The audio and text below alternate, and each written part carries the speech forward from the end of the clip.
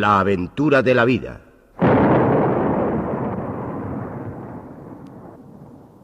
Un programa de Radio Nacional de España con guión, dirección y presentación de Félix Rodríguez de la Fuente.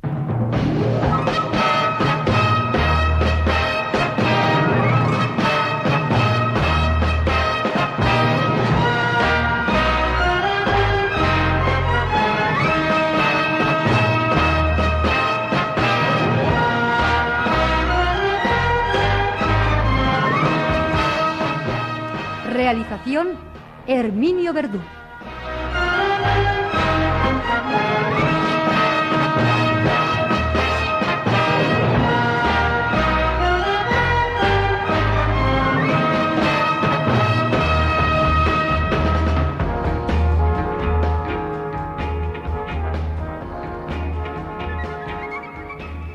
Hay un amigo mío que me dice que ya me va a ver pronto con plumas por la calle y con mocasines y con aquellas chaquetas tan bonitas hechas con piel de venado y llenas de tiritas que penden de las costuras de las mangas y de la cintura que llevaban los indios. Y entonces yo le contesto que mis indios con los que estoy ahora, que también a los de las plumas les quiero mucho, no llevaban plumas, que estos eran indios más norteños, que estos no eran indios de la pradera, los indios del bisonte, que estos eran quizá los menos conocidos y posiblemente los más interesantes de los indios de Norteamérica, los indios que vivieron y que viven, sus descendientes, en ese inmenso cinturón de bosques que se llama la taiga, que está justamente al sur de las tundras heladas del círculo polar ártico y que está justamente al norte de las praderas y de los bosques de hoja caediza que constituyen más o menos la inmensa expresión ecológica de los Estados Unidos de Norteamérica y del Canadá. Estos indios con los que estamos ahora, de los que he contado cosas, a los que he tenido la fortuna de conocer, con los que he tenido la fortuna de convivir el pasado verano y también el pasado otoño, pertenecen a la última oleada de hombres que penetró en América pasando por el istmo de Bering, siguiendo seguramente a los animales salvajes, cuando el istmo de Bering, que ya saben mis amigos y mis estudiantes dónde está, que está ahí en el norte, uniendo Alaska con Siberia, era un puente de tierra, seguramente de tundra, de líquenes, de hierbajos, por el que pasaban tranquilamente los renos o caribús migradores, los lobos, los bueyes almizcleros y los hombres, todos los habitantes del Gran Norte. Que aquellos indios que han de sobrevivir en unas condiciones climáticas tremendamente adversas, aparentemente, con 20, 40, 60 grados bajo cero en invierno, con cortos veranos tórridos de 4 meses, no tenían más remedio que poseer una cultura perfectamente adaptada a la supervivencia en las condiciones árticas. Que como las condiciones árticas de entonces del norte del Canadá y de hoy del norte del Canadá debieron ser muy semejantes a las condiciones del periodo glacial que se vivió en Europa hace solamente 15.000 años, cuando los pintores de Altamira dibujaron sus bisontes en el cielo de la caverna, cuando los pintores del Escog pintaron los caballos y los ciervos en la caverna francesa. Y como resulta que aquellos señores de Altamira y del Escog de alguna manera son nuestros antepasados, que no es malo que acompañemos a los indios Nahedi, que hace poco vivieron en las mismas circunstancias y cuya vida yo estoy tratando de reconstruir para los amigos de la aventura de la vida de Radio Nacional de España.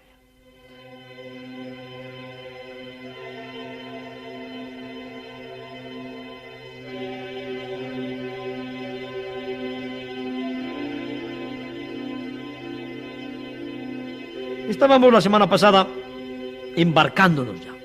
Nuestros indios Nahedi habían terminado de coser las pieles a los esqueletos de madera de sus bellas canoas. Canoas adornadas, todas llevan pinturas geométricas, todas llevan algún animal totémico. Incluso las costuras que realizan con lianas, con raíces o con tendones o con pieles de animales fortísimas, están hechas con un arte y con una delicadeza infinita. Las pequeñas canoas de corteza de abedul serían el sueño de un navegante, serían el capricho de uno de mis jóvenes seguidores que piensan ser aventureros el día de mañana y descender por un río del Canadá con un gorro de piel de mapache del que pende una larga cola anillada como aquellos tramperos de Jack London o de James Oliver Curwood. Está el pueblo Nahedi dispuesto a embarcarse en sus canoas para descender nuevamente hasta el campamento de verano. El pueblo Nahedi, me pregunta un amigo, pero eso debe de ser una auténtica escuadra de canoas, de piraguas, de barcazas. No, el pueblo Nahedi no supera los 75, los 100 individuos, incluidos niños, mujeres, jóvenes y ancianos. ¿Pero qué me dice usted? O sea que los pueblos paleolíticos, estas tribus poderosas indias, solamente tenían este número de individuos. Exactamente. Cuando las condiciones ecológicas resultaban tan positivas que la tribu humana aumentaba en número, automáticamente se dividía en dos grupos tribales. Uno de los grupos habrá tomado aquel invierno el curso de otro río, de un afluente cualquiera del Nahanni, pero no habrá permanecido con el tronco del que procede. Hay en toda la evolución humana, hay en toda la historia del hombre, mientras el hombre permanece dependiendo de la naturaleza, mientras el hombre es un depredador que obtiene todos sus alimentos y todo su confort de los animales que caza o de los frutos espontáneos no cultivados que recoge, hay un numerus clausus, como se dice científicamente, es decir, un techo, un número cerrado en sus poblaciones, en sus tribus, en sus grupos, en sus aldeas, que raramente sobrepasa los 30, los 50, en las condiciones más óptimas, como la de los indios Nahedi, los 75 individuos. ¿Por qué razón? Por una razón muy sencilla. Los mamíferos depredadores, como el propio Homo sapiens, y sociales, como el propio Homo sapiens, es decir, aquellos mamíferos que no son como, por ejemplo, el leopardo, que ciertamente es un mamífero depredador, ¿y qué depredador? Les he contado aquí en otras etapas muchas cosas de leopardos, pero vive en soledad. Solamente están unidos el macho y la hembra durante las cortas bodas y durante las primeras semanas de crianza del pequeño. Después el macho va por un lado, la hembra por otro, cuando ya se han emancipado las crías, y las crías por otro. Algunos pocos animales, como los lobos, los perros cazadores, los leones y Homo sapiens, antes del Neolítico, son cazadores sociales. No pueden tener sus tribus más que un numerus clausus. He visto, creo que decenas, y casi me atrevería a decir que centenas, de hordas, de tribus o de clanes, si ustedes quieren, de leones, durante los 8 años que en temporadas de 3 meses pasé en África Oriental, en Kenia y Tanzania, a donde muy pronto voy a volver para hacer películas. La mayor manada de leones de la que se tenía noticia fue una manada que yo tuve la suerte infinita de ver en un parque africano de Kenia que se llama el Parque de Mara Masai. Esta horda de leones tenía 50 individuos. Había una enorme tensión en la horda de 50 individuos. Y como era de esperar, una buena noche, repartiéndose la horda de 50 leones los despojos de un búfalo que acababan de abatir, surgió la batalla, surgió la guerra. Lucharon dos poderosos líderes que hasta entonces habían vivido como amigos, en una lucha casi a muerte. Hubo un enfrentamiento general y la horda de 50 leones se partió en una de 30 que se quedó con el viejo líder, con el viejo jefe, y otra de 20 que, siguiendo al nuevo líder, derrotado casi en tablas por el viejo campeón, se fue a buscar un nuevo territorio. ¿Cuál es, mi querido amigo, ese numerus clausus y ese mecanismo socioecológico Qué divertido. A los políticos, a los sociólogos y a los ecologistas que tanto les gustan estos líos, les podría volver loco lo del vocablo este socioecológico, sobre todo manejado en términos leoninos y de indios del subártico. Pues escuchen ustedes. Vamos a ver si nos podemos ir enterando. Las sociedades de depredadores, de carnívoros, entre las cuales se incluye el hombre, que ha vivido como carnívoro social durante 3 millones de años, si consideramos antepasados nuestros a Homo habilis o Australopiteco en el Kenia y en el lago Rodolfo, recientemente descubierto, manejando ya instrumentos y viviendo en sociedades para la depredación. Los depredadores sociales buscan, después de haber salvado los problemas que determina vivir en grupo cuando se tienen armas a través de unos mecanismos inhibidores de agresividad de los cuales hemos hablado hasta la saciedad, tratan de conseguir un número lo suficientemente grande de cazadores como para poder abatir las más grandes presas que esos cazadores puedan abatir. De esta manera, una tribu de leones clásica, que es una tribu de 20 a 30 especímenes, una tribu pujante, próspera, puede matar la más gran presa habitual, que es un búfalo, con 800.000 kilos de carne y hueso. Presas normales, que es una cebra, 250, 300 kilos de carne. Un ñu, 200, 225 kilos de carne. Una jirafa, casi 1.000 kilos o 1.000 y pico kilos de carne.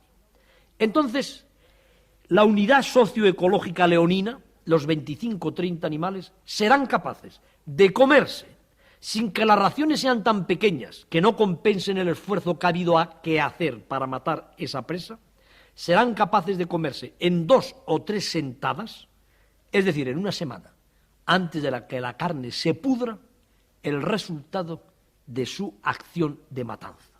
Luego, hay un número cerrado de componentes de una horda de leones o de una tribu humana de cazadores que viene determinado por lo que tarda ese grupo en comerse un animal de gran talla, sin que se pierda carne, sin que se pierdan restos y sin que llegue a pudrirse, ni sin que el número de cazadores sea tan grande que lo que obtienen de la matanza les toca a tan poco, a tal migaja, que al día siguiente o a la hora siguiente habría que volver a cazar.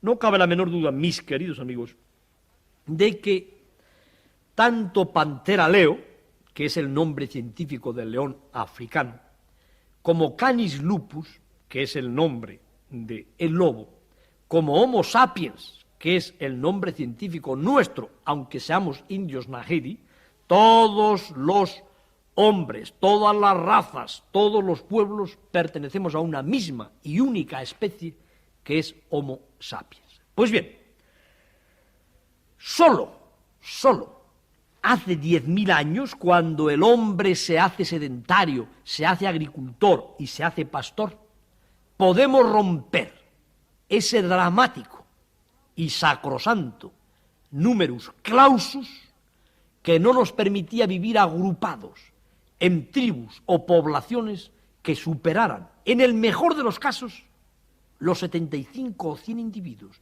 y normalmente la veintena, sobre todo en los climas tropicales, los 30 individuos. Por esta razón, contesto ya la curiosidad de mi pequeño o de mi adulto radioescucha seguidor, nuestra flamante tribu de los indios Nahedi, los que viven en el Nahani, los que suenan, los que se traducen en la palabra Nahedi, que vinieron de allá abajo, del otro lado del horizonte, los más bravos, los que no sabemos si están escondidos en algún rincón de la taiga y nos están mirando con ojo de perdón o con ojo de muerte, eran tan pocos aquella mañana cuando se disponían a subir con sus niños redondos y mufletudos, con sus mujeres de anchas y sólidas caderas y con sus musculados bravos cazadores a bordo de sus canoas y de sus pequeñas piraguas. Pero antes de seguir el viaje con nuestros indios Nahedi, ya está tronando a nuestras espaldas la catarata, ya está el río tentándonos y llamándonos para que bajemos en búsqueda del hermoso y sombreado poblado de verano. Antes de eso, me gustaría contar alguna cosa respecto al numerus clausus, porque a lo mejor resulta que es de mucha actualidad. Acabo de leer yo un libro que me ha tenido meditabundo y que además ha sido uno de los pocos libros que ya ahora pues consiguen el que me les lea de un tirón. Y claro, este tirón, esta fazaña, consistió en que estuve leyendo desde después de comer, el sábado pasado solamente, hasta las 8 de la mañana, en que se levantaron mis hijas para irse al colegio, a las 7:30, sin acostarme, sin hacer otra cosa más que leer el libro. No podía apartar mis ojos, ni mi mente, ni mi alma de aquel libro que tenía entre las manos y que en su edición francesa estaba yo leyendo apasionadamente. ¿Qué libro es ese, querido Félix? Ya me lo pidió el otro día en una conferencia que daba yo en Madrid, en la Sociedad de las Ciencias Mentales, una hermosísima señora, de palabra, de boca. Y yo, por si a alguien le interesa el libro, pues lo digo ahora. Y como aún no está editado en español, pues no hago publicidad a ningún editor. Este libro es un libro escrito por Richard Leakey. Muchos de nuestros seguidores se acuerdan de Richard Leakey. Richard Leakey es el hijo de aquel gigante recientemente fallecido de la paleoantropología que se llamaba Louis Leakey, bautizado con el sobrenombre de lobo solitario de la antropología. Es el hombre que nos hizo 2 millones de años más viejo. Leakey, el padre de Richard. Y Richard, que sigue en la huella del padre, que es un joven sabio, con mente de sabio, porque hay sabios sin mente de sabio, con mente abierta, liberal, que es autodidacta, que es muy bonito ser autodidacta. Yo en las tarjetas de visita a partir de ahora me voy a poner Félix Rodríguez de la Fuente, autodidacta, que es como bonito.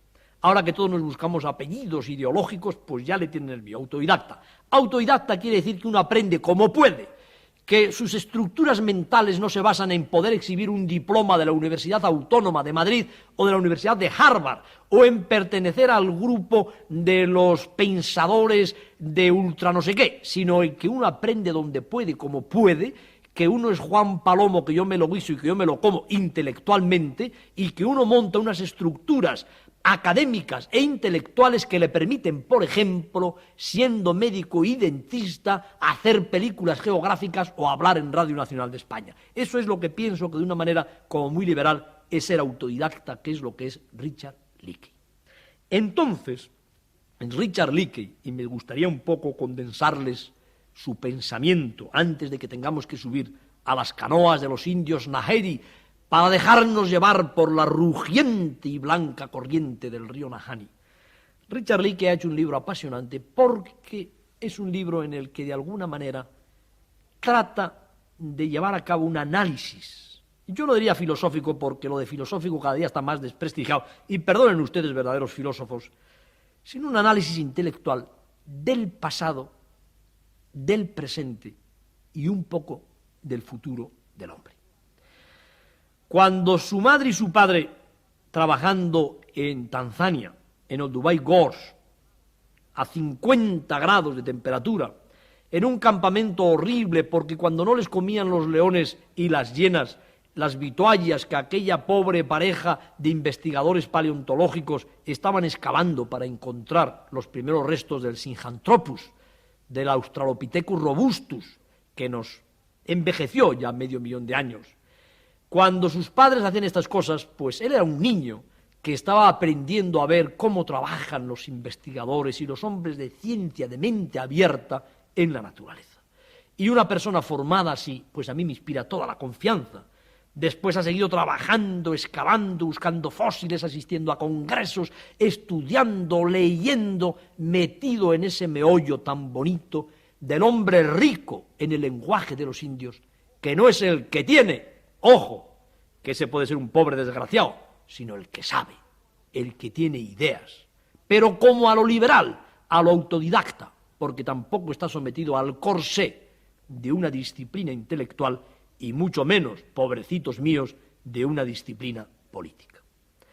Este buen señor, en su libro, analiza a través y partiendo evidentemente de las pruebas que le proporcionan los fósiles descubiertos por todos los paleoantropólogos, incluidos sus propios padres, que han encontrado en una sola vida de hombre más fósiles que todo el resto de los paleoantropólogos juntos en un siglo, monta un poco la historia del pasado, del presente y del futuro del hombre. ¿Para qué les voy a fatigar yo diciéndonos cómo nos cuenta que tuvo lugar el primer descenso? Además, en algún programa hablamos ya de eso, de aquellos antepasados nuestros arborícolas a la conquista de la tierra firme, a enfrentarse en defensa coordinada y tremenda contra leopardos, contra leones, a aprender a amarse y también a aprender a ser bravos, de alguna manera a evolucionar hacia la agresividad, de cómo se fabrican los primeros útiles, piedras toscamente talladas que cortan, que hacen daño, que matan, de cómo va evolucionando el hombre. Simplemente lo del mensaje de Richard Leakey, que tiene que ver con el numerus clausus de las sociedades humanas durante 3 millones de años, está en función de que una de las cosas que más preocupa y que más inquieta a los hombres de todas las latitudes, a los sociólogos, a los filósofos, a los sacerdotes y hasta a los políticos, es la agresividad. La agresividad. El hombre es agresivo, el hombre no para de hacerse daño, el hombre se hace la guerra, el hombre se hace la revolución, el hombre se hace el terrorismo, el hombre se hace la puñeta. El hombre es una máquina de hacer daño, de causar bajas, de causar molestias, siempre evidentemente a caballo de nobles causas, otras veces no tanto, pero el hombre es agresivo. Ha habido muchos simposios mundiales, ha habido muchas reuniones y ahora mismo nosotros estamos muy metiditos en el meollo de la cuestión para explicarse la agresividad del hombre. Y por lo que a mí el libro de Leakey me tuvo sin dormir, por lo que a mí el libro de Leakey hizo que me lo leyera de un tirón sin respirar, y que ahora mismo estoy casi un poco enfermo como consecuencia del gran esfuerzo mental y del gran orgasmo mental, tremendo, inenarrable, fue porque de pronto Leakey explica con enorme claridad algo que parecía, bajo ciertos puntos de vista, un axioma científico. Para Konrad Lorenz, el padre Lorenz, el premio Nobel, el hombre a quien uno respeta en profundidad, la agresividad en el hombre es genética, es consuetudinaria con nuestro propio código genético, con nuestros cromosomas. No podemos dejar de serlo. Ha habido una selección hacia que los más agresivos vayan dominando a los menos agresivos y aquellos pocos que pudo haber que no eran agresivos, asesinos potenciales. En función de las causas más o menos nobles, desaparecieron, ya no están aquí y ya no legan genes no agresivos. Y entonces va Richard Leakey y dice que no, que todo lo contrario. Que el hombre, cuando tiene que enfrentarse con la vida en la tierra firme, cuando abandona las copas de los árboles, cuando tiene que poner a punto una tremenda agresividad para defenderse del león, del leopardo, del perro cazador, al mismo tiempo, paralelamente, tiene que ir desarrollando una enorme pulsión cooperativa, una enorme pulsión de colaboración con los demás, una enorme pulsión de altruismo, de dar mucho recibiendo apenas nada, una enorme pulsión de amor hacia su prójimo, porque si no, aquellas pequeñas tribus del numerus clausus se hubieran matado ya todos ellos a lo largo de los 3 millones de años, pues simplemente repartiéndose el cadáver de una hiena que tenían que comerse entre todos, que por encima de la agresividad, por encima de la violencia, por encima de la capacidad para agredir con una tremenda piedra que a 20 metros de distancia era capaz de dar en la frente a cualquier congénere o a cualquier animal enemigo, por encima de aquella agresividad que hubiera conducido a Homo sapiens a lo largo de esos 3 millones de años prácticamente sin unas disciplinas, digamos que racionales, filosóficas o religiosas, si no se hubieran desarrollado similarmente, paralelamente y al mismo tiempo unas pautas de conducta inhibidoras de agresividad, unas pautas de conducta de amor. Entonces surge la pregunta en su mente y en la mía. ¿Y cuándo empezamos a ser tan cabritos? ¿Cuándo empezamos a ser tan malos, tan amigos de hacer la puñeta al prójimo, como se está demostrando que desde el Irán, con razón y sin ella, a los Estados Unidos, al Vietnam, a Campuchea o a una calle de Madrid, donde ustedes quieran, está pasando todos los días, sin meternos en quién tiene la razón? Ahí es donde me quitó el sueño Richard Leakey. Cuando el hombre rompió el numerus clausus, cuando el hombre fue capaz de vivir en tribus, en grupos tribales, en poblados de más de 50 o 100 individuos. A partir de ahí, el infierno, a partir del Neolítico. ¿Por qué? Por una razón muy sencilla, mis queridos amigos. En una manada de lobos, los cachorros juegan constantemente. Desde que tienen 3 meses, 2 meses y medio, hasta que son lobos de 2 años. Casi todos los juegos son juegos que de alguna manera van hacia la competitividad. Juegos de lucha, juegos de caza, juegos de inteligencia. ¿Para qué sirven dentro de esa manada cerrada, jerarquizada, igual que la manada de australopitecos o de indios Nahedi? Los juegos, para que cada uno sepa quién es quién, para que se establezca una auténtica jerarquía democrática y al mismo tiempo firme dentro del grupo social. En una tribu humana de 75 individuos, donde los niños, al pie de la catarata Virginia, están jugando sobre la rubia playa, a perseguirse, a tirarse flechas, a ver quién es más fuerte, donde las niñas están jugando a competir en encantos, todo el mundo, cuando llegan a los 15 años, sabe quién es quién. Todo el mundo sabe quién es el líder natural, y va a ser el líder.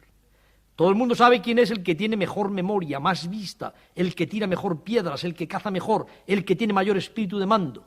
Y de esa manera, las comunidades humanas, porque se han conocido y no se han intercambiado a través del contacto lúdico durante años, llegan a esos altos niveles de serenidad social, de falta de agresividad social, que veremos en nuestros indios Nahedi la semana que viene, que permite que consideremos a todos esos pueblos primitivos como auténticos depositarios de la llave del paraíso. Simplemente, y que me perdonen mis queridos y admirados algunos políticos, hasta que el hombre no rompe el numerus clausus, no hay políticos. No hay profesionales dentro de la pequeña tribu de vivir a costa del esfuerzo de los demás para decirles lo que tienen que hacer en un momento determinado. No hay tampoco sacerdotes en el estricto sentido de la palabra. Todos son células del cuerpo social. Y dentro de ese cuerpo social, cada célula está profundamente especializada y comanda, capitanea aquellas actividades concernientes a lo que sabe hacer mejor que los demás. Por eso, cuando empezó a cantar la catarata, cuando empezamos a escuchar la música no del viento del norte silbando entre las estalactitas y los carámbanos, sino del agua dura cayendo sobre el río, hay un hombre en el grupo, en la tribu de los Nahedi, que dice: ha llegado la hora de partir. Nadie se lo va a discutir. Y si se lo discute, tendrá argumentos suficientes como para convencerle de que ha llegado la hora de partir. Ha sido siempre el mejor navegante. Desde que empezó a jugar a la orilla del enorme cuenco del Nahanni, que está al pie de las cataratas con los otros niños, a ver quién era el mejor navegante. A ver quién era capaz en una pequeña canoa de corteza de abedul de saltar como un caballo alado por encima de los rápidos de aguas blancas. Ese hombre, que ahora es adulto, que ahora es el chamán de navegación, está diciendo: tenemos que subir en las canoas e iniciar el descenso del río. Hermoso descenso del río con una tribu de indios Nahedi, que es posible que ahora estén escondidos en un valle o que es posible que estén todos muertos de una terrible epidemia de viruela que fue llevada a su sagrado territorio por el hombre blanco, que ya no vivía conforme a las costumbres tribales impuestas por el numerus clausus socioecológico. Bonita palabra esta de socioecológico. Se lo regalo a un subsecretario, a un director general que pueda utilizarla en algún discurso de estos bonitos de ahora referentes a la ecología. Buenas tardes.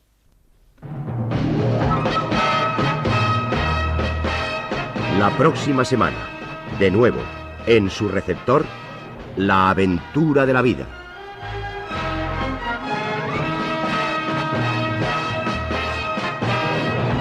Un programa con guión, dirección y presentación de Félix Rodríguez de la Fuente.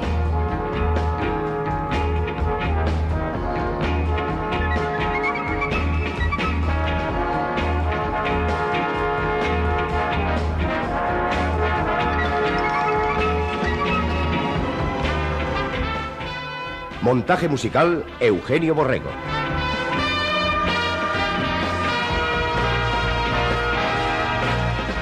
Realización, Herminio Verdú.